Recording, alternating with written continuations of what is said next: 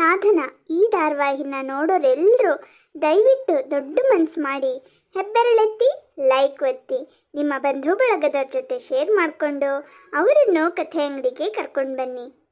ಮಾತೆಯೇ ಮೊದಲ ದೇವತೆ ಎಂಬುದು ಗಾದೆಯ ಮಾತಮ್ಮ, ಆಕೆಯ ನಂತರ ಅತ್ತಿಗೆ ತಾಯಿಯು ಎಂಬುದು ನಿಜವಮ್ಮ.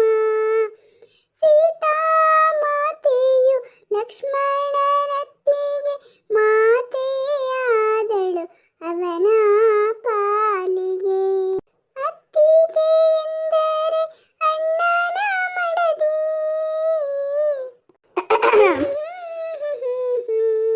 ಅತ್ತಿಗೆ ನೀವ್ ಯಾವಾಗ ಬಂದ್ರಿ? ನನ್ನ ಮೇಲೇನೋ ಹಾಡು ಹೇಳ್ತಿದ್ಯಲ್ಲ, ಅವಾಗಲೇ ಬಂದೆ. ತುಂಬ ಚೆನ್ನಾಗಿದೆ ಹಾಡು. ಯಾವ ಫಿಲ್ಮ್ ಸಾಂಗ್ ಇದು? ಓ, ಇದು ಫಿಲ್ಮ್ ಸಾಂಗ್ ಅಲ್ಲ ಅತ್ತಿಗೆ.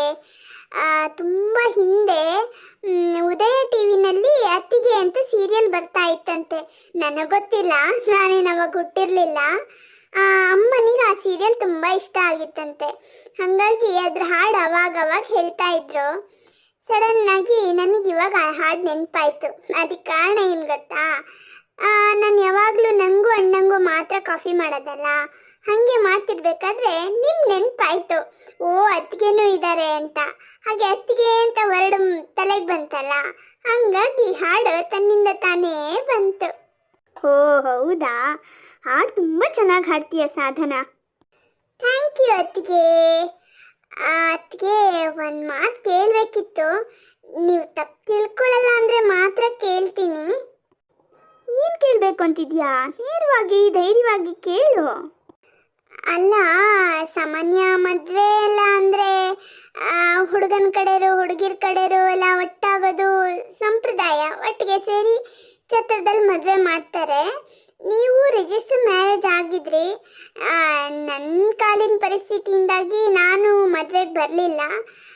ಇನ್ನು ನಮ್ಮನೆ ಕಡೆ ವಿಷಯಗಳೆಲ್ಲ ನಿಮಗೆ ಗೊತ್ತಿರ್ಬೋದು, ಅಣ್ಣ ಹೇಳಿರ್ಬೋದು. ಹಾಗಾಗಿ ಯಾರೂ ಇರಲಿಲ್ಲ.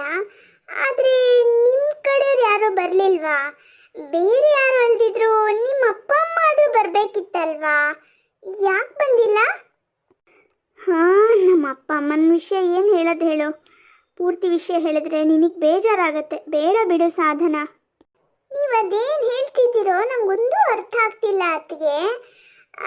ನಿಮ್ಮ ಅಪ್ಪ ಅಮ್ಮ ಮದುವೆಗೆ ಬರದೇ ಇರೋದಕ್ಕೂ ನನಗೆ ಬೇಜಾರಾಗೋದಕ್ಕೂ ಏನು ಸಂಬಂಧ? ಅಪ್ಪ ಅಮ್ಮ ಬಂದಿದ್ದರು, ರಿಜಿಸ್ಟರ್ ಆಫೀಸಿಗೆ ಬಂದಿದ್ದರು. ಆದರೆ ಮನೆಗೆ ಬರಲ್ಲ ಅಂದರು. ಬಿಟ್ಬಿಡು, ಆ ಕಾರಣ ಹೇಳಿದ್ರೆ ನಿನಗೆ ತುಂಬ ಬೇಜಾರಾಗತ್ತೆ. ಯಾಕೆ ಸುಮ್ಮನೆ? ಇದರಲ್ಲಿ ನನಗೆ ಬೇಜಾರಾಗುವಂಥದ್ದು ಏನಿದೆ ಅದಕ್ಕೆ? ಇದ್ರೆ ಇರಲಿ ಬಿಡಿ. ಬೇಜಾರು ಮಾಡ್ಕೊಳ್ಳೋದು, ಬೇಜಾರಾಗೋದು ಇದೆಲ್ಲ ನನ್ನ ಜೊತೆಗೇನೆ ಹುಟ್ಕೊಂಡು ಬಂದಿದೆ. ಪರವಾಗಿಲ್ಲ. ಆದರೆ ನೀವು ಹೇಳುವಾಗ ನನಗೆ ಬೇಜಾರು ಮಾತ್ರ ಅಲ್ಲ, ಕುತೂಹಲನೂ ಬರ್ತಾ ಇದೆ. ಹೇಳಿ ಅದಕ್ಕೆ ಪ್ಲೀಸ್. ಅದೇನೇ ವಿಷಯ ಇರಲಿ, ನಾನು ಜೀರ್ಣ ಮಾಡ್ಕೋತೀನಿ. ಹೇಳಿ. ಹಾಂ, ಏನಂತ ಹೇಳೋದು ಸಾಧನ? ನಮ್ಮಮ್ಮ ಸ್ವಲ್ಪ ಮಾಡ್ರನ್, ಅಂದರೆ ಕೆಲವೊಂದು ವಿಚಾರದಲ್ಲಿ ತುಂಬಾ ಮಾಡ್ರನ್, ಕೆಲವೊಂದು ವಿಚಾರದಲ್ಲಿ ತುಂಬಾ ಹಳೆ ಕಾಲದವ್ರ ಥರ ಆಡ್ತಾರೆ. ನಾನು ಸೋಹನ್ನ ಪ್ರೀತಿಸ್ತಾ ಇದ್ದೀನಿ ಎಂದಾಗ ನನಗೆ ಗೊತ್ತಿಲ್ಲದೆ ಇರೋ ಹಾಗೆ ಸೋಹನ್ ಬಗ್ಗೆ ವಿಚಾರಿಸಿದ್ರು. ಸೋಹನ್ ಎಂಥವ್ರು ಅಂತಲೂ ತಿಳ್ಕೊಂಡ್ರು. ಅವ್ರಿಗೂ ಇಷ್ಟ ಆದರು, ಅಪ್ಪಂಗೂ ಇಷ್ಟ ಆದರು. ಮದುವೆಗೆ ಒಪ್ಪಿಗೆನೂ ಕೊಟ್ಬಿಟ್ರು. ಆದರೆ ಸೋಹನ್ಗೆ ತಂಗಿ ಇದ್ದಾಳೆ, ಅವಳು ಮನೆಯಲ್ಲೇ ಇರೋವಳು ಅಂತೆಲ್ಲ ಗೊತ್ತಾದಾಗ ಮಾತ್ರ ಈ ಮದುವೆ ಬೇಡವೇ ಬೇಡ ಅಂತ ಕೂತ್ಕೊಂಡ್ಬಿಟ್ರು. ಯಾಕಂದರೆ ನಾನು ಈ ಮನೆಗೆ ಬಂದಮೇಲೆ ಸುಖವಾಗಿರಲ್ಲ ಅನ್ನೋದು ಅವ್ರ ಭಾವನೆ. ಅದು ಹೇಗೆ ಅಂದರೆ ಅವ್ರ ಪ್ರಕಾರ ಅತ್ತಿಗೆ ನಾದಿನಿ ಸಂಬಂಧ ಅಂದರೆ ಹಾವು ಮುಂಗುಸಿ ತರಹ ಅಂತ. ನಾದಿನಿ ಇರೋ ಮನೆಯಲ್ಲಿ ಅತ್ತಿಗೆ ಸುಖವಾಗಿರೋಕ್ಕೆ ಸಾಧ್ಯನೇ ಇಲ್ಲ. ಮದುವೆ ಆಗಿರೋ ನಾದಿನಿ ಆದರೆ ಪರವಾಗಿಲ್ಲ, ಅವಳು ಗಂಡನ ಮನೇಲಿ ಇರ್ತಾಳೆ, ಯಾವಾಗಲೂ ಒಂದು ಸತಿ ತವ್ರ ಮನೆಗೆ ಬರ್ತಾಳೆ ಹೋಗ್ತಾಳೆ. ಆದರೆ ಇಲ್ಲೇ ಇರೋಳು ಅಂತಂದರೆ ಅವಳಿಂದ ಬಚಾವಾಗಕ್ಕೆ ಸಾಧ್ಯನೇ ಇಲ್ಲ. ತುಂಬಾ ಕಾಟ ಕೊಡ್ತಾಳೆ. ಮನೆ ಹಿಟ್ಟ ಎಲ್ಲ ಅವಳೇ ಇಟ್ಕೊಂಡಿರ್ತಾಳೆ. ನಿನ್ನನ್ನು ಚೆನ್ನಾಗಿ ಆಟ ಆಡಿಸ್ತಾಳೆ. ಹೀಗೆ ಏನೇನೋ ಅವ್ರದ್ದು ಒಂದಷ್ಟು ಕಲ್ಪನೆಗಳು. ಮದುವೆ ಬೇಡವೇ ಬೇಡ ಅಂತ ಕೂತಿದ್ರು. ಆದರೆ ನಾನು ಸೋಹನ್ನ ಬಿಟ್ಟು ಬದುಕಕ್ಕೆ ಸಾಧ್ಯನೇ ಇಲ್ಲ ಅನ್ನೋ ಪರಿಸ್ಥಿತಿಗೆ ತಲುಪಿಬಿಟ್ಟಿದ್ದೆ. ನಾನು ಅವರನ್ನು ಅಷ್ಟು ಅಂದರೆ ಅಷ್ಟು ಪ್ರೀತಿಸ್ತೀನಿ. ಸೋಹನ್ ಕೂಡ ನನ್ನನ್ನು ಅಷ್ಟೇ ಪ್ರೀತಿಸ್ತಾರೆ. ಹಾಗಾಗಿ ನನ್ನ ಬಲವಂತ ಕಟ್ಟಿಬಿದ್ದು ಅಮ್ಮ ಮದುವೆಗೆ ಒಪ್ಕೊಂಡ್ರು. ಅದು ಒಂದು ಕಂಡೀಷನ್ ಮೇಲೆ. ಕಂಡೀಷನ್ನ? ಏನು ಕಂಡೀಷನ್ ಅದಕ್ಕೆ? ನಾನು ಈ ಮನೆಯಲ್ಲಿ ಸುಖವಾಗಿರ್ತೀನಿ ಅನ್ನೋ ಖಾತ್ರಿ ಆದಮೇಲೆ ಅವ್ರು ಇಲ್ಲಿಗೆ ಬರ್ತಾರಂತೆ. ಅಲ್ಲಿವರೆಗೂ ಬರದೇ ಇಲ್ವಂತೆ ಅವರು. ನನ್ನ ಬಗ್ಗೆ ಯಾವ ಭಯನೂ ಇಟ್ಕೋಬೇಡಿ ಅತ್ತಿಗೆ. ನಾನು ನೀವು ಹೇಳಿದ ಕೆಲಸ ಮಾಡ್ಕೊಂಡು ಮನೇಲಿ ಬಿದ್ದಿರ್ತೀನಿ. ಅಯ್ಯೋ ಸಾಧನಾ, ಇದಕ್ಕೆ ನಾನು ನಿನಗೆ ಹೇಳಲ್ಲ ಅಂತ ಹೇಳಿದ್ದು. ನೀನು ಬೇಜಾರು ಮಾಡ್ಕೋಬೇಡ. ಅದು ಹಾಗಲ್ಲ ಅತ್ತಿಗೆ, ನಿಮ್ಮಮ್ಮ ನಿಮ್ಮನ್ನು ತುಂಬ ಪ್ರೀತಿಸ್ತಾರೋ ಏನೋ, ಹಾಗಾಗಿ ಅವರಿಗೆ ಭಯ ಇರ್ಬೋದು. ಮತ್ತು ಲೋಕಾರೂಢಿಯಾಗಿ ಅತ್ತಿಗೆ ನಾದ್ನಿ ಬಗ್ಗೆ ಎಲ್ಲರೂ ಹೀಗೆ ಮಾತಾಡ್ತಾರೆ, ಹಾಗಾಗಿ ಅವ್ರಿಗೂ ಭಯ ಇರ್ಬೋದು. ನಿಮಗೂ ಭಯ ಇದ್ರೂ ಇರಬಹುದು. ಆದರೆ ನಾನು ಹೇಳೋದು ಸತ್ಯ ಅತ್ತಿಗೆ, ನನ್ನ ಕಾಲಲ್ಲಿ ಸಮಸ್ಯೆ ಇದೆ ಹೊರತು ನನ್ನಿಂದ ನಿಮಗೆ ಯಾವ ಸಮಸ್ಯೆನೂ ಆಗಲ್ಲ ಅತ್ತಿಗೆ. ನಾನು ನೋಡಿ ಎಲ್ಲೂ ಹೊರಗೆ ಹೋಗೋಕ್ಕೆ ಆಸೆ ಪಡಲ್ಲ, ಎಲ್ಲೂ ಇರಲ್ಲ.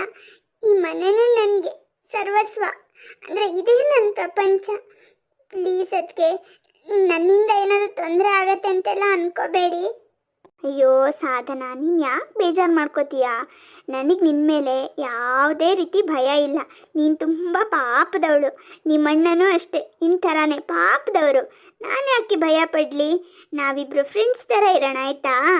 ಇವತ್ತಲ್ಲ ನಾಳೆ ಅಮ್ಮಂಗೆಲ್ಲ ವಿಷಯ ಗೊತ್ತಾಗತ್ತೆ. ನಾನಿಲ್ಲಿ ಖುಷಿಯಾಗಿರ್ತೀನಿ ಅನ್ನೋದು ಅವ್ರ ಮನಸ್ಸಿಗೆ ಬರುತ್ತೆ. ಆವಾಗ ಅವ್ರು ಬರ್ತಾರೆ, ನಾವು ಅಲ್ಲಿಗೆ ಹೋಗೋದೆಲ್ಲ ಮಾಡೋಣ ಆಯಿತಾ? ಬೇಜಾರು ಮಾಡ್ಕೋಬೇಡ. ನಿಜ ಅಲ್ವಾ ಅದಕ್ಕೆ?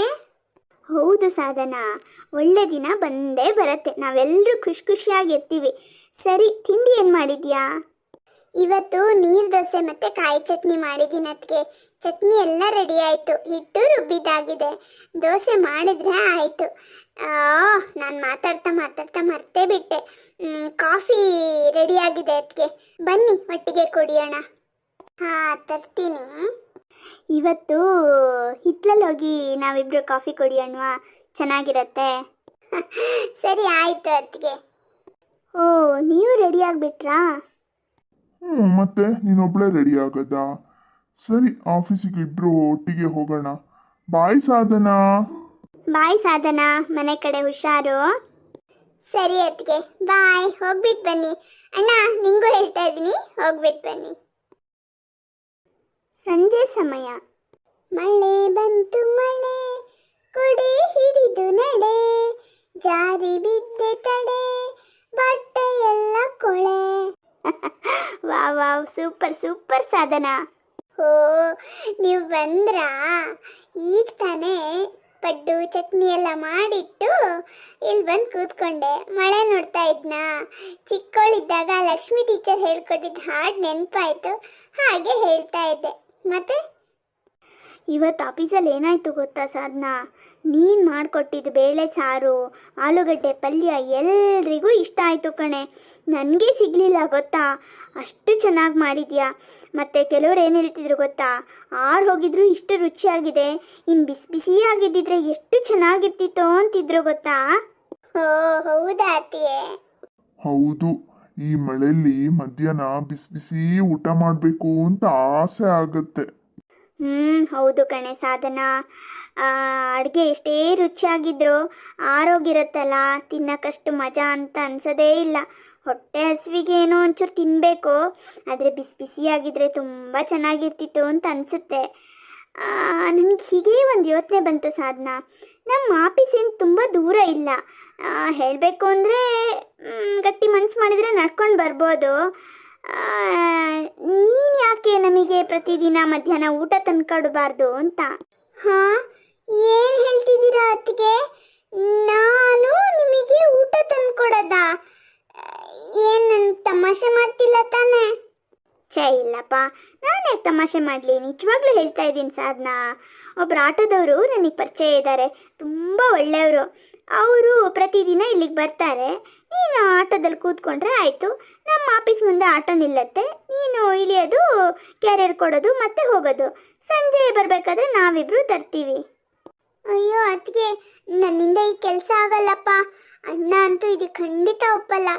ನಿಮಗೆ ನಾನು ಮೊನ್ನೆನೇ ಹೇಳದ್ನಲ್ಲ, ಅಣ್ಣನ ನೋಯ್ಸಕ್ಕೆ ನಂಗೆ ಇಷ್ಟ ಇಲ್ಲಪ್ಪ. ಪ್ಲೀಸ್ ಅದಕ್ಕೆ ಇದೊಂದು ಕೆಲಸ ಮಾತ್ರ ಹೇಳಬೇಡಿ. ನಿನಗಿಷ್ಟ ಇದ್ರೆ ಮಾಡು ಸಾಧನ. ಮತ್ತೆ ನನಗ್ ಬೇಜಾರಾಗತ್ತೆ ಅಂತೆಲ್ಲ ನನ್ನ ತಲೆ ಮೇಲೆ ಹಾಕ್ಬೇಡಮ್ಮ. ನೀನುಂಟು ನಿನ್ನ ಅತ್ತಿಗೆ ಉಂಟು. ನಾನು ಇದ್ರಲ್ಲಿಲ್ಲಪ್ಪ, ನಾನು ರೂಮಿಗೆ ಹೋಗ್ತೀನಿ.